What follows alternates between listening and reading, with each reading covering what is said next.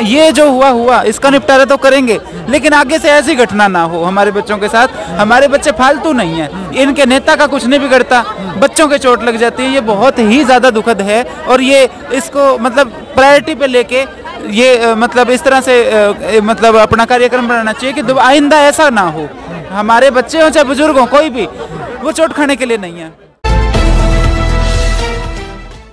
मैं वजह भारद्वाज और आप इस समय ग्राउंड मीडिया देख रहे हैं और किसान आंदोलन से जुड़ी तमाम तस्वीरें लगातार आप सभी के सामने लेकर के आने लग रहे हैं। फिलहाल नारनौंद जो थाना जहाँ किसानों ने यहाँ पर अपना टेंट गाड़ रखा है, यहाँ पर हमारी टीम मौजूद है। अनु सूरा जो लगातार किसान आंदोलन में अपना सहयोग भी, समर्थन भी, एलनाबाद उपचुनाव में भी सरकार का विरोध करने के लिए वहाँ पर पहुंची थी। अनु, सबसे पहले तो बहन जी राम राम। राम राम जी। क्या कहना चाहेंगे जो रामचंद्र जांगड़ा के विरोध को लेकर के एक युवा किसान है कुलदीप, काफी गहरी चोट लगी है, मतलब ऐसा लगाया जा रहा है कि कुछ भी हो सकता है, क्या कहना चाहेंगे कल की घटना को लेकर के? निंदनीय है और ये सरकार कर रही है ऐसी हरकतें, ये सरकार कर रही है ऐसी हरकतें। मैं बहुत पहले भी आपसे बातचीत कर चुकी हूँ। हमें ये देखना होगा कि हमें उस रास्ते पे नहीं चलना जिस रास्ते पे सरकार ले जाना चाह रही है। इनके लोग जान करके ये सब कर रहे हैं, इनका मकसद कुछ और है। ये जो घटना हुई ये तो दुखद है ही है, लेकिन आज भी हम मीटिंग में यही बात कह रहे थे कि स्पेशली मैंने तो खड़े होकर कही भी ये बात, हमें ये भी तैयारी करनी होगी। ये जो हुआ इसका निपटारा तो करेंगे, लेकिन आगे से ऐसी घटना ना हो हमारे बच्चों के साथ। हमारे बच्चे फालतू नहीं हैं, इनके नेता का कुछ नहीं बिगड़ता, बच्चों के चोट लग जाती है। ये बहुत ही ज़्यादा दुखद है और ये इसको मतलब प्रायोरिटी पे लेके ये मतलब इस तरह से मतलब अपना कार्यक्रम बनाना चाहिए कि आइंदा ऐसा ना हो। हमारे बच्चे हो चाहे बुजुर्ग हो, कोई भी वो चोट खाने के लिए नहीं है। रामचंद्र जांगड़ा का कहना है कि चौधरी वीरेंद्र डूमर खां जब छोटू राम जयंती को अच्छे से मना लेते हैं तो हम विश्वकर्मा डे को लेकर के हमारा ही विरोध क्यों किया जाता है, ऐसा उन्होंने भाषण दिया है।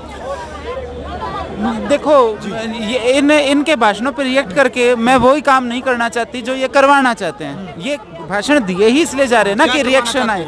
ये आपको अच्छी तरह से पता है, ये लोग किसान नॉन किसान करवाना चाहते हैं, ये लोग यादव नॉन यादव करवाना चाहते हैं, ये लोग गुज्जर नॉन गुज्जर करवाना चाहते हैं, ये बहुत कुछ करवाना चाहते हैं। लेकिन जो ये करवाना चाहते हैं ना वो तो हम बोलेंगे भी नहीं।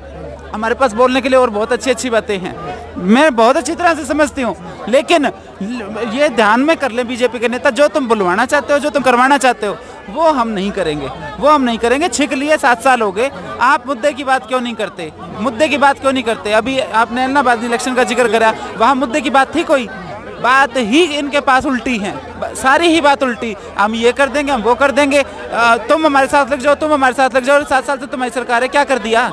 मुद्दे पे वोट मांग लो ना, लेकिन मुद्दे कोई काम किया हो तो वोट मांगे। एलनाबाद का जिक्र किया, एलनाबाद जो बीजेपी की आईटी सेल है उनका उपचुनाव रिजल्ट को लेकर के कहना है कि हमारी 60,000 वोटें हमें मिली है और चंदी वोटों से लगभग 5,000 वोटों से ही अभय चौटाला वहाँ पर जीत हासिल हुई है।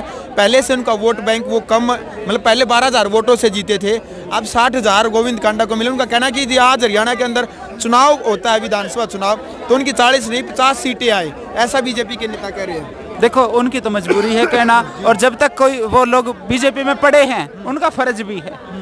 हालांकि भगदड़ मचेगी, वो आखिरी टाइम पे बचेगी। जब तक जो लोग पड़े हैं बीजेपी में उनका फर्ज भी और मजबूरी भी है।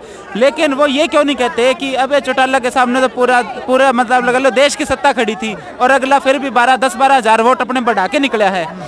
इनमें 4 पार्टियां बीजेपी, जेजेपी, अलोपा, कांग्रेस, चारों ने मिलकर जोर लगा लिया। पूरे हरियाणा के मंत्रिमंडल, संतरी, सब कुछ इतनी भयंकर इन्होंने पैसा लगा लिया, उसके बावजूद हार गए। वो क्यों नहीं बोलते? वो क्यों नहीं बोलते? जमानत तो जब जनता ने तो कर दी, अब तुम ही वोट बेच के, ये जो उड्डा गैंग है, गुलाबी गैंग, इन्होंने वोट बेच के और उनकी मदद कर दी, तो इनका निजी मामला है। हमने अपना वोट शेयर बढ़ा लिया, अब आपस में जुतम पजार करो। ये जो गुटबाजी है कांग्रेस के अंदर कि किसने किसके वोट किससे पूछे बिना बेच दिए।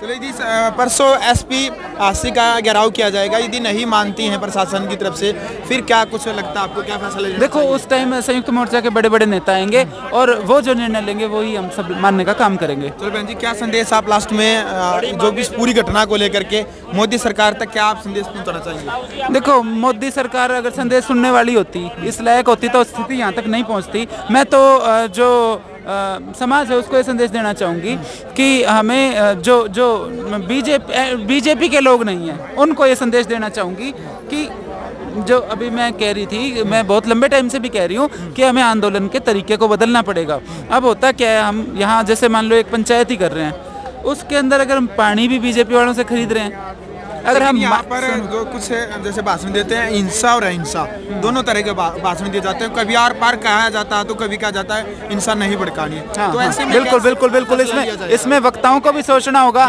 एक ही भाषण में एक बार तो कह दिया कि हम आतंकवादी भी बन जाएंगे, और उसी भाषण में 2 मिनट बाद कह दिया हमें शांति प्रिय चलना है। तो उसमें जो सुनने वाले हैं वो भ्रमित होते हैं कि और आर पार का क्या मतलब है।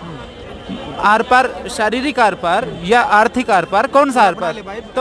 तो वो चीज़ भी क्लियर होनी चाहिए। आपकी बात ठीक है, लेकिन मेरा ये कहना है कि अगर शांति आंदोलन जो होते हैं वो शांति प्रिय से तरीके से चलते हैं, एक टाइम के बाद इतने लंबे आंदोलन में हमें शांति बना के रखना जरूरी है। और शांति के साथ साथ हमें ये समझना है कि लंबे आंदोलन में आर्थिक कमजोरी किसानों को मिल रही है।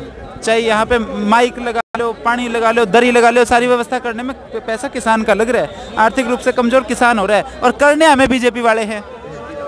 तो कम से कम ये दरी, ये माइक और ये पानी, ये उनसे खरीद लिया करो जो बीजेपी के नहीं हैं, इनको आर्थिक रूप से कमजोर करें और अपने वाले लोगों को मजबूत करें।